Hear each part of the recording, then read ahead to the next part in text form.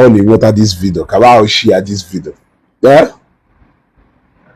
I often post somebody put that even Ezugo is tired of talking about Zion ministry. That Ezugo is no more talking about Zion. You want to go? Now let me tell you something. The day Ezugo will stop talking about Zion ministry and Evangelist Ebuka Obi is the day Ezugo cease to be a Christian. For as long as and I can follow every reason to steal na joke, I cannot stop talking about Zion ministry.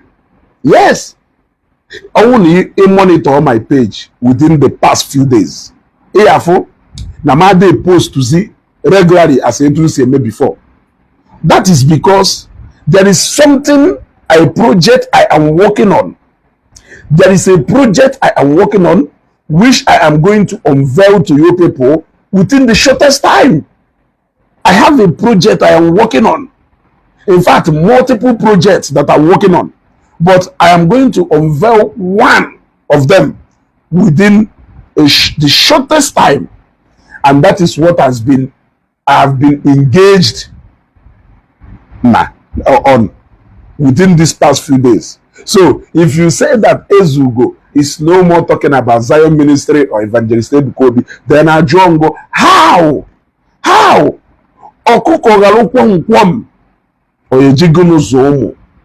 Even the way through na Christianity is in our DNA, and there is nothing we can do to wash it away. So therefore, isim namokusiriku about Zion, more like telling me that I have ceased to be a Christian, and I cannot, because there are so many benefits of being a Christian, and I am not even willing to lose one of them. I'm not willing to lose one of them. As an Afife Kubi, Loba, Kafukeni Fahu Kubi, Ayaria Fufuko Kubi, Loba. We go nowhere. I get the bam. In this matter, we buy. You gotta go. On others name, Quifa Basahono. On others name, Quifa Basahono. I have no reason to get tired of Zion ministry. Ministry na which is visible to your eyes. Even manke joro na yafo, manke polisi joro na yafo, manke ekwensu fochicharo no mti wolunu we kwalo ngolo, ekwensu fochicharo no mti wolunu we kwalo ngolo. You want to go? So who speculate is now those people who are going to turn against Zion, those people who are going to turn against Zion tomorrow. Who speculate is now me epo geshi me epo yon. Who speculate is now happen here by fukwari follow. I hear wepo. For now, I have to follow. Who knows speculate is now?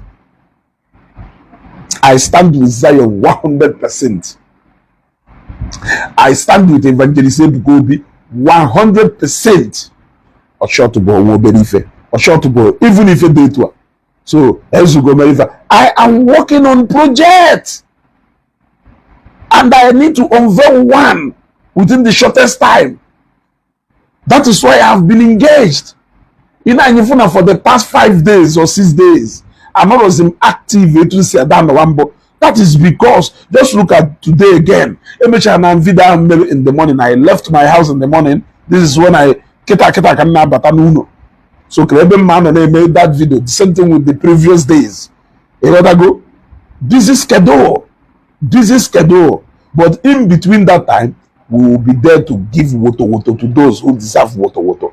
The kingdom of darkness shall never prevail. Can you hear? Can happen go there,